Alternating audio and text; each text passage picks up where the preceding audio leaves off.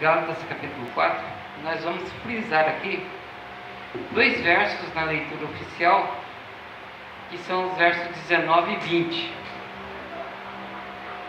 Gálatas 4, 19 e 20 diz assim: meus filhinhos, por quem de novo sinto as dores do parto, até que Cristo seja formado em vós. Eu bem quisera agora estar presente convosco e mudar a minha voz, porque estou perplexo a vosso respeito. Amém? Muito bem. Nesta passagem de Gálatas era um povo que habitava na Galácia.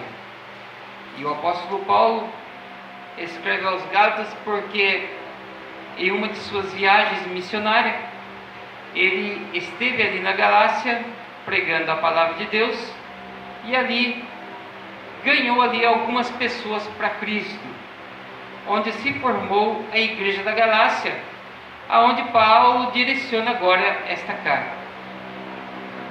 Agora, o motivo desta carta de Paulo é pelo fato de que os crentes que ele havia ganhado para Jesus, aqueles homens, aquelas mulheres que ele havia evangelizado e que se converteram a Cristo, eles, com o passar do tempo, eles começaram a querer voltar às práticas erradas de antigamente.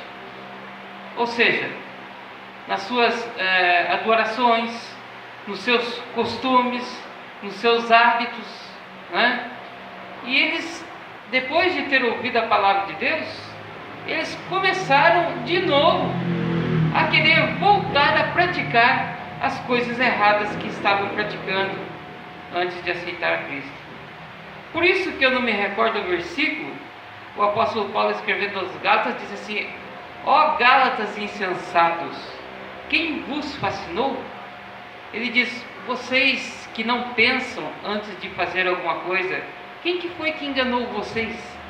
Quem que foi que levou vocês a ter esse pensamento errôneo de voltar à prática dos mesmos erros de antigamente?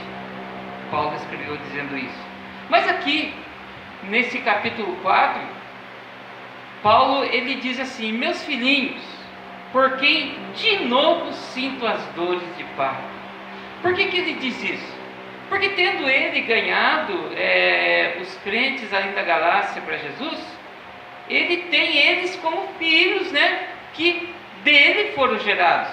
Porque quando nós pregamos para uma pessoa, quando nós discipulamos uma pessoa e nós ganhamos essa pessoa para Cristo, isso quer dizer que nós geramos esta pessoa para Cristo. Então são filhos de Deus gerados através de nós. Por isso que ele diz: por quem de novo sinto dores de parto. Por quê? Porque eles estavam sendo enganados e Paulo se sente obrigado a pregar Jesus de novo para eles, né? Para que eles se convertam de verdade, né? E ele diz assim: até que Cristo seja formado em vós. O que eu quero dizer com isso daqui? Hoje nós queremos falar sobre os propósitos do discipulado. E o discipulado, ele não é praticado somente quando uma pessoa aceita Jesus. Nós estamos praticando o discipulado mesmo quando nós estamos evangelizando uma pessoa. Porque quando nós estamos evangelizando uma pessoa, nós estamos ensinando as pessoas o caminho de Deus. Então, o discipulado, ele se inicia mesmo quando nós estamos evangelizando. Então Paulo aqui, ele fala: por quem de novo sinto as dores de parto. Ou seja, eu de novo vou ter que pregar para vocês, para que vocês se tornem realmente filhos de Deus, né? Então, aqui baseado nesses versos, nós queremos falar dos propósitos do discipulado. Mas antes de entrar aqui nesse assunto, nós queremos mostrar para os irmãos que mesmo Jesus, ele deixou bem claro que o discipulado, ele envolve também o evangelismo. Livro de Mateus, capítulo 28, verso 18 ao verso 20. Jesus diz o seguinte, Mateus 28, 18 ao 20. Jesus diz: e chegando-se Jesus, falou-lhes dizendo: é-me dado todo o poder no céu e na terra.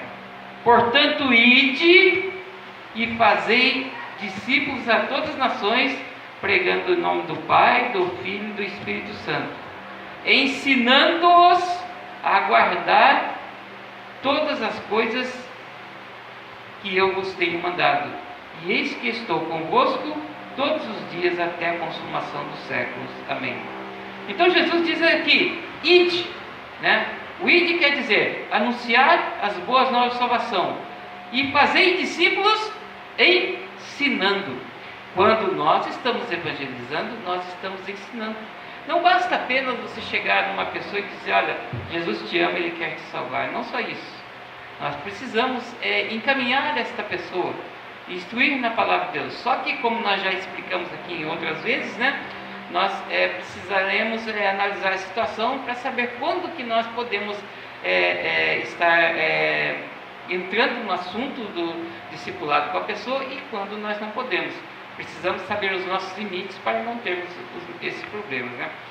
Bom, o discipulado, ele envolve uma tomada de decisões que visam algumas coisas. Primeiro, o discipulado, ele visa conduzir as pessoas à salvação em Cristo, né? E aperfeiçoá-las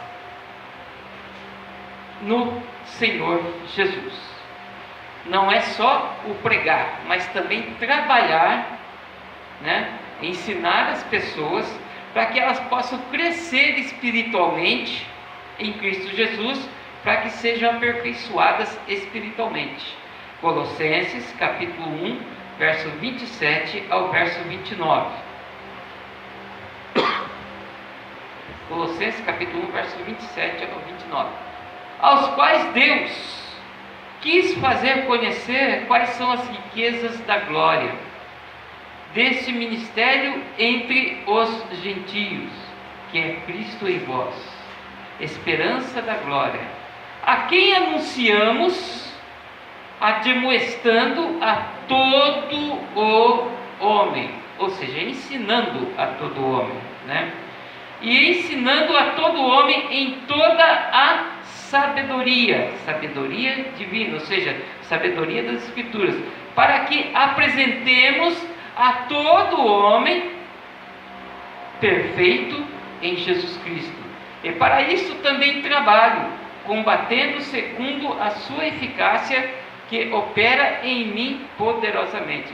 Então veja que nós evangelizamos as pessoas, nós falamos de Jesus para as pessoas, e nós precisamos ensinar as pessoas, como está aqui, a todo homem, né, com toda a sabedoria, para que apresentemos aquelas pessoas a quem nós evangelizamos, né, homem ou mulher, quando dizemos homem ou mulher, para que eles se tornem perfeitos em Jesus Cristo. Isso não quer dizer que as pessoas vão se tornar perfeitas no pé da letra, não. O perfeito quer dizer aqui pessoas que procuram servir a Deus da melhor maneira possível. Quando Deus se apresentou a Abraão, Ele disse: Abraão, anda na minha presença e ser perfeito. Deus não estava exigindo que Abraão fosse perfeccionista, muito pelo contrário. A Bíblia combate perfeccionismo, tá? Deus estava exigindo de Abraão que andasse na presença dele e procurasse servi-lo da melhor maneira possível. O ser perfeito é isso, né? Segundo a fala de Deus para Abraão aqui, é procurar servi-lo da melhor maneira possível. E quando nós estamos evangelizando, quando nós estamos ensinando a Cristo para alguém, nós estamos trabalhando com essa pessoa, buscando apresentarmos esta pessoa perfeita em Cristo Jesus. Amém? Então o discipulado conduz as pessoas à salvação e o alvo é aperfeiçoá-las em Cristo Jesus. Não é eu, não é você que vai aperfeiçoar ninguém. É Jesus que vai fazer essa obra. Mas nós temos que ensinar, falar da palavra de Deus. Amém? Esse foi o primeiro propósito do discipulado. O segundo propósito do discipulado é levar ao amadurecimento para a vida é a multiplicação de discípulos. Quando nós estamos ensinando uma pessoa pela palavra de Deus, nós estamos trabalhando a vida dessa pessoa para que se torne uma pessoa perfeita diante de Deus, mas nós estamos também trabalhando o amadurecimento espiritual da vida dessa pessoa. E quando essa pessoa amadurece, ela vai se tornar também um discípulo de Cristo, assim como eu e você somos, né? Nós somos gerados por alguém e nós vamos gerar alguém e vamos tornar essas pessoas também discípulos de Jesus. Amém? Vamos ver? Livro de João, capítulo 15, verso 1 ao verso 8. É bem extenso, mas é interessante, porque Jesus ele é bem claro aqui sobre essa questão do discipulado e o de se tornar um salvo e aperfeiçoado dele.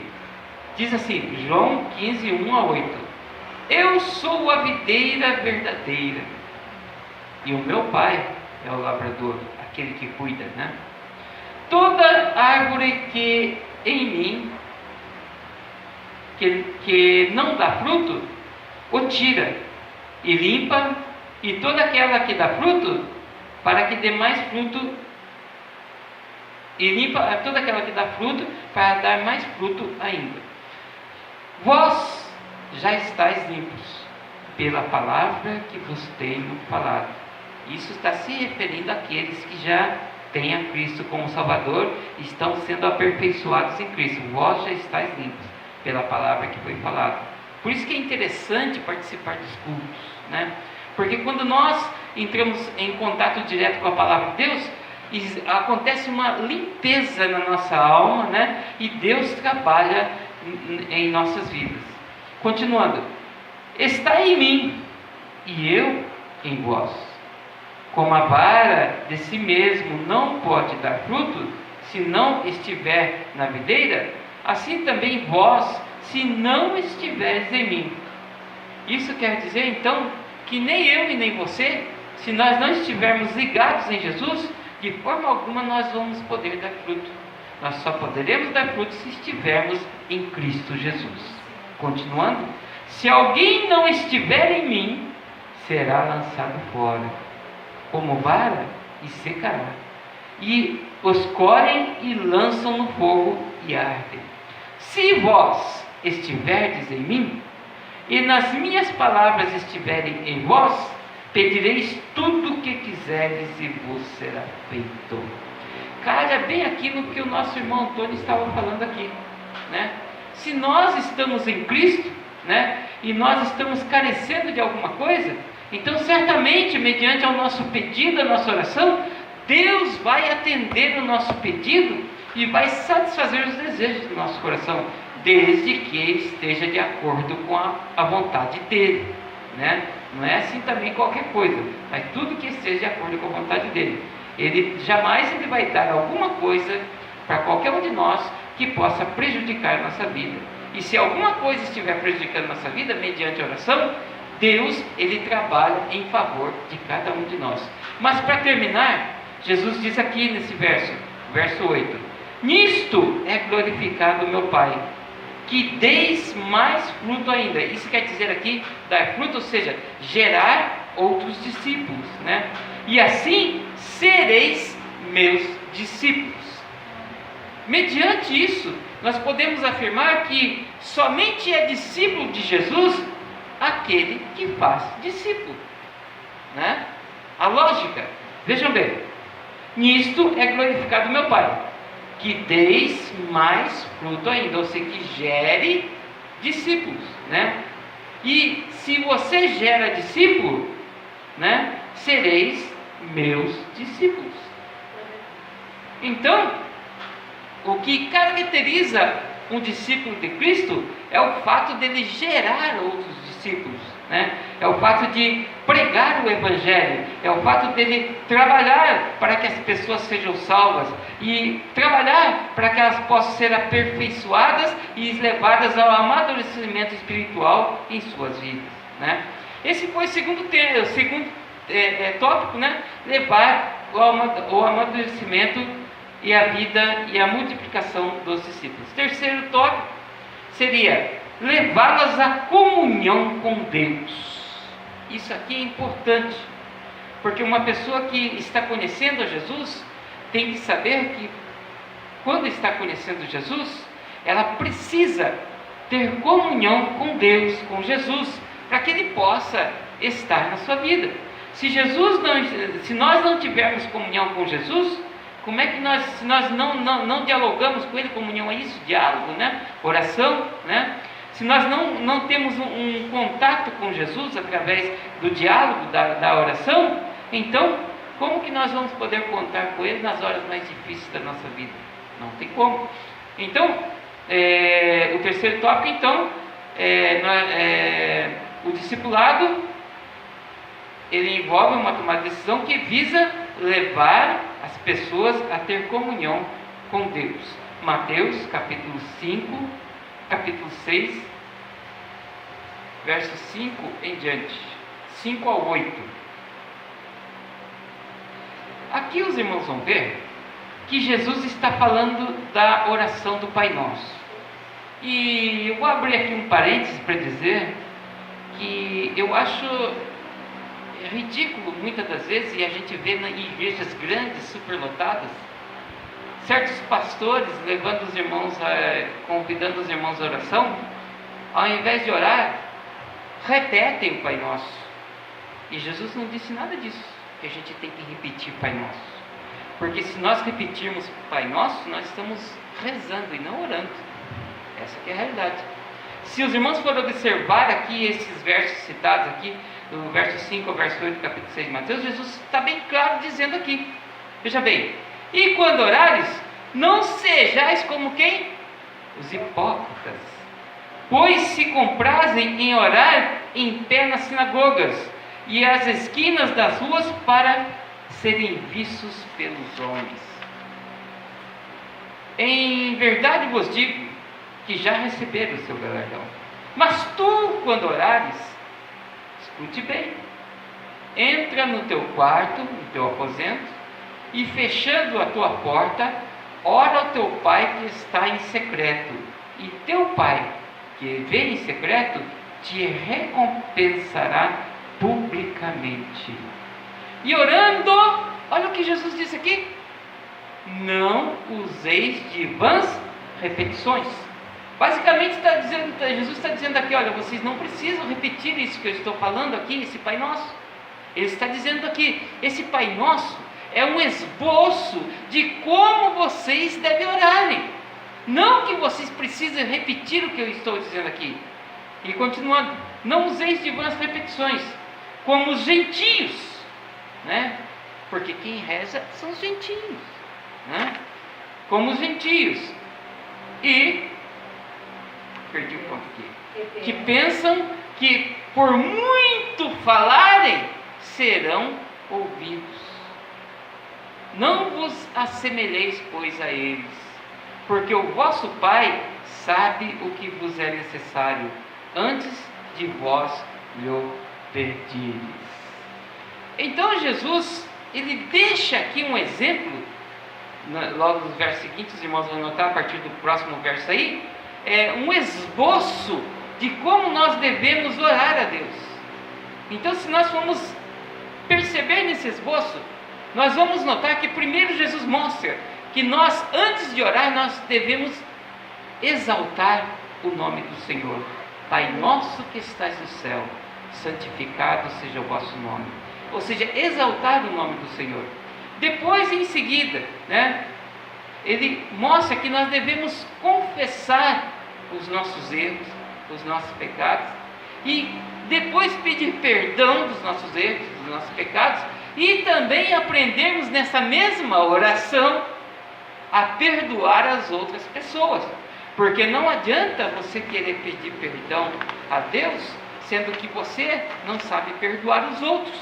Então Jesus, ele é bem claro aqui nessas orações, mas nós queremos mostrar aqui que quando nós estamos evangelizando, quando nós estamos discipulando alguém, nós devemos trazer à tona estes versos e mostrar para essas pessoas que repetições vãs não vão chegar diante de Deus de forma alguma, porque nós apenas estamos repetindo. Nós precisamos aprender a conversar com Deus, assim como você conversa comigo, assim como você conversa com seu pai ou com a sua mãe. Então aprenda a conversar com o nosso Pai Celestial, porque Ele te ouve em secreto e publicamente Ele te recompensará, né? Não precisa fazer todo aquele alarde, né? Gritar, bater no peito, para todo mundo ver, todo mundo ouvir. Entra no seu quarto, fecha a porta, dobra o joelho e fala a sós com Deus, e Ele vai abençoar a tua vida. É isso, né? Levar as pessoas à comunhão com Deus. Outro tópico: levar as pessoas a obedecer a palavra de Deus, ou ensinar, né, que precisa se obedecer a palavra de Deus. Só que tem muita gente que é rebelde, né? Eu já vi crente falar assim: eu sei que na Bíblia está escrito, mas eu não acredito. Tem crente que fala isso. Já vi, e era obreiro ainda, diácono ainda. Há muito tempo atrás, quando eu era novo convertido, né? Há quase 30 anos atrás, um diácono falou isso para mim. Eu sei que está escrito na Bíblia, mas eu não acredito. Imagina não acreditar no que está na Bíblia, né? Então, está perdendo tempo na igreja. É falta de obediência, não é verdade? Vamos lá? João capítulo 14, verso 21 a 24. João capítulo 14, verso 21 ao verso 24. Diz assim: aquele que tem os meus mandamentos e os guarda, esse é o que me ama. Tem os mandamentos no coração, guardados no coração. E aquele que me ama será amado de meu Pai, e eu o amarei e me manifestarei a ele. Disse-lhe Judas, não o Judas Iscariotes: Senhor, de onde vem que te has de manifestar a nós e não ao mundo? Jesus respondeu e disse: se alguém me ama, guardará a minha palavra, e meu Pai o amará. Ora, como uma pessoa vai dizer que ama Jesus, sendo que não obedece a sua palavra e não guarda os seus mandamentos, né? Uma característica da pessoa que ama Cristo são pessoas que guardam os mandamentos no seu coração e obedecem a palavra, né? Mas continuando: e viremos para Ele, e faremos nele morada. Quando uma pessoa guarda a palavra de Deus e obedece, o Espírito Santo de Deus habita no seu coração. Faremos nele morada. Quem não me ama, não guarda as minhas palavras. Ora, a palavra que ouvistes não é minha, mas do Pai que me enviou. Então, quando nós discipulamos, nós precisamos ensinar as pessoas que a obediência à palavra de Deus, o guardar os mandamentos de Deus no nosso coração, é essencial para a nossa vida. Por quê? Porque nós poderemos dizer que nós amamos a Cristo tão somente quando nós guardamos os mandamentos e quando nós obedecemos a palavra de Deus. Somente assim. Essa obra é Deus que faz na nossa vida, né? Nós obedecemos a palavra de Deus porque Deus trabalhou na nossa vida. Jesus nos salvou, nos justificou, nos redimiu e nos santificou para Deus. Então essa obra foi feita no nosso coração. Penúltimo tópico: quando nós realizamos discipulado, nós visamos levar as pessoas a servir uns aos outros.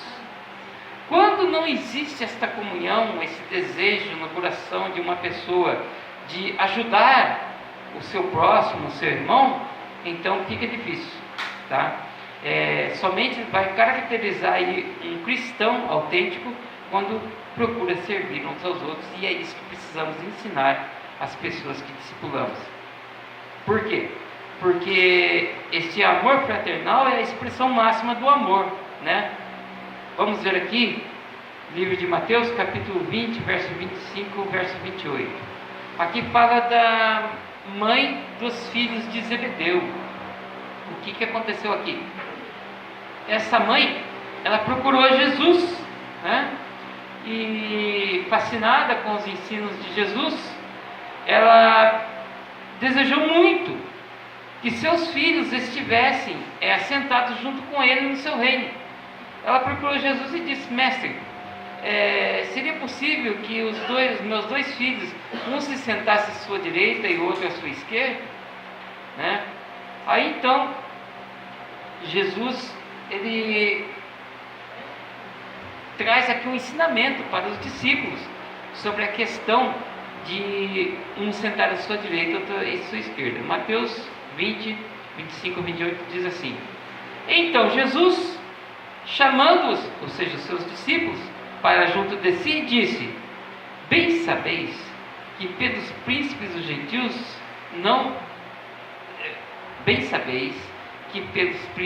gentios são estes dominados, e que os grandes exercem autoridade sobre eles.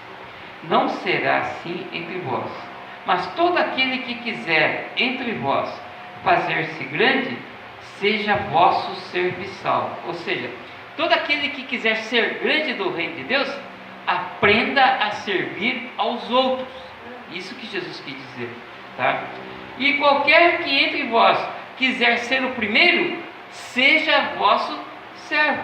Ou seja, aprenda a servir em submissão, tá? E continuando: bem como o Filho do Homem não veio para ser servido, mas para servir e para dar a sua vida em resgate de muitos. Então Jesus diz aqui, praticamente, ele diz assim: vocês precisam seguir o meu exemplo, porque eu vim e não vim para ser servido por ninguém, eu vim para servir a todos vocês. Tanto é que quando, antes da sua crucificação, Jesus se colocou para lavar os pés dos seus discípulos, mostrando que eles deveriam fazer a mesma coisa, servir uns aos outros. E Pedro, que não era convertido, como eu expliquei aqui, Pedro falou assim: não, de maneira nenhuma, meu pé você não vai lavar não, porque o Senhor é Senhor, vai lavar meu pé, eu que sou servo, né? Aí Jesus, voltando para ele, disse: Pedro, o que eu estou fazendo agora você não sabe, mas saberás depois. Então, não cabe a nós questionarmos a Cristo ou a Deus em nada que ocorre na nossa vida. Nós precisamos apenas aprender a servir a Deus, independente da situação. Tem pessoas que servem a Deus somente se a situação for favorável. Se a situação não for favorável, elas não servem, elas questionam a Deus. Por exemplo, e cai na mesma mensagem do irmão Antônio aqui, a pessoa passa por dificuldade e começa a: Senhor, por que isso está acontecendo na minha vida? Por que isso, por que aquilo? Não cabe a nós questionar a Deus. Pedro questionou Jesus e Jesus disse: o que eu faço agora tu não sabes, mas saberá depois. Independente da situação que nós possamos estar vivenciando, seja uma situação fácil ou uma situação difícil, que seja, nós não temos que questionar a Deus, nós temos apenas que servi-lo.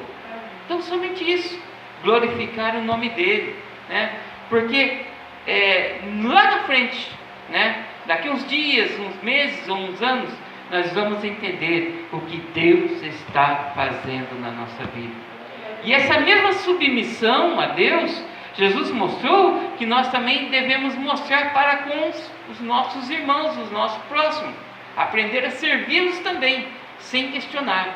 Ou seja, servir uns aos outros. E para terminar, o último tópico, o propósito do discipulado visa levar as pessoas também a testemunhar de Cristo, tá? Quando nós discipulamos alguém, nós ensinamos alguém, e nós conseguimos, e essa pessoa creu em Cristo, essa pessoa passou por tudo isso aqui que nós mostramos aqui, está aprendendo a obedecer a Deus, está aprendendo a orar, está aprendendo a adorar a Deus, está aprendendo a servir uns aos outros, ela vai ter condições também de testemunhar de Cristo. E isso quer dizer então que a pessoa vai estar preparada para ser também um discípulo de Cristo Jesus. Isso que é importante, E é esse o objetivo do discipulado: gerar novos discípulos, Livro de Marcos, capítulo 5, verso 18 ao verso 19. E olha aqui a rapidez como Jesus fez um discípulo. Foi assim, ó, um estalo de dedos, né? O camarada deixou de conviver com a sua família, foi morar no sepulcro, né? Estava possesso de demônios, né? Marcos 5, 18 a 19. Estava possesso de demônios e Jesus expulsou todos os demônios que havia naquele homem, né? E tendo expulsado todos os demônios que havia naquele homem, o que aconteceu? É claro, diante de uma situação dessa, como é que a pessoa não vai querer servir a Jesus, né? Estava numa vida miserável, morando em sepulcro. Jesus vai e liberta ele daqueles demônios, vai querer servir a Jesus mesmo, né? A vida dele já estava perdida, né? Então o que aconteceu? Aconteceu o que está aqui, Marcos 5, 18 a 19. E entrando ele no barco, rogava-lhe, ou seja, aquele que era endemoniado agora estava liberto, porque os demônios saíram dele, né? Rogava-lhe o que for endemoniado que o deixasse estar com ele, tá? Ele queria acompanhar Jesus, ele queria ficar com Jesus. E quando uma pessoa se converte a Cristo de verdade, ela quer isso, ela quer estar com Jesus a todo momento. Isso aqui é característica de grande conversão. Agora a pessoa vai na igreja de vez em quando, só quando passa luta, ou então quando tem festividade, ou só quando é domingo que tem mais gente, né? Aí é complicado. A pessoa que é realmente convertida, quer Jesus a todo momento, quer louvar a Deus a todo momento, quer ler a palavra a todo momento, quer orar a todo momento. Este homem, ele queria estar com Jesus a todo momento, né? E Jesus viu a mudança na vida daquele homem. Por quê? Os demônios saíram, ele voltou a si. Então ele passou a adorar a Deus e queria estar com Jesus. Mas como ele já, a fase foi rápido, aquela transformação na vida dele, Jesus viu que ele estava em condições de se tornar já um discípulo. Jesus disse o que para ele? Jesus se voltou para ele e disse: porém, não lhe permitiu, mas disse-lhe: vai para a tua casa, para os teus, e anuncia-lhes, ou seja, testemunha para eles, quão grandes coisas o Senhor te fez e como teve misericórdia de ti. Viram aqui? Esse endemoniado de Gadareno já estava em condições de testemunhar a Cristo, ou seja, ele se tornar um discípulo de Jesus, como a mulher samaritana, né? Eu acho que até pulei esse tópico da mulher samaritana aqui, né? Pulei, mas eu vou falar dele agora, tá? Então, ele era antes desse. Então esse endemoniado, ele se converteu a Cristo, estava em condições de falar para as outras pessoas do amor de Jesus. Por isso Jesus mandou: vai para a tua casa e prega para a sua família, mostra para eles o quanto Deus é maravilhoso, para que eles entrem pelo caminho, porque a salvação vem da parte de Deus. E voltando aqui ao tópico que eu não falei, outra coisa que visa o discipulado é levar as pessoas a adorar ao Senhor, como é o caso da mulher samaritana também, que foi uma conversão relâmpago. Ela conheceu a Jesus, né? Ela reconheceu Jesus como Messias e imediatamente ela saiu correndo e pregou para toda a aldeia onde ela morava que Jesus, o Cristo, o Messias, estava no meio deles. Vamos ver? João capítulo 4, verso 20 ao verso 24. Veja aqui que quando Jesus está aqui discipulando essa mulher fala para Jesus, olha só o que ela fala para Jesus: nossos pais adoraram neste monte, e vós, os judeus, né, dizeis que é em Jerusalém o lugar onde se deve adorar. Na verdade não era Jesus que dizia isso, eram os fariseus que falavam isso daí, né? Então Jesus disse-lhes: mulher, crê-me que a hora vem, e que nem neste monte e nem em Jerusalém adorareis ao Pai. Vós adorais a quem não sabeis. Nós adoramos o que sabemos, porque a salvação vem dos judeus.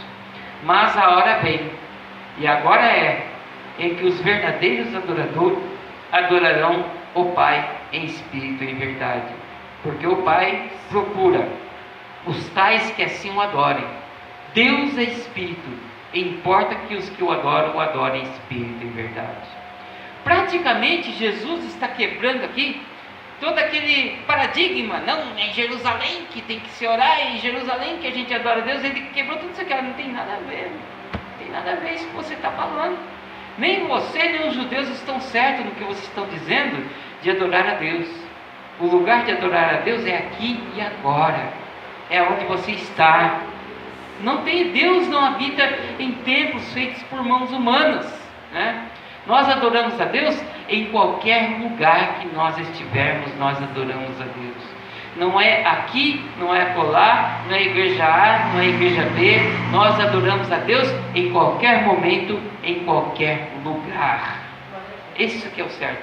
Então assim, desta forma, Jesus levou esta mulher a entender que como se adorar ao Senhor. E assim também o discipulado visa explicar, mostrar para as pessoas que nós adoramos a Deus em qualquer lugar, em qualquer momento, em qualquer hora. Amém? Deus abençoe cada um dos irmãos e que o Espírito Santo de Deus possa falar melhor em cada coração.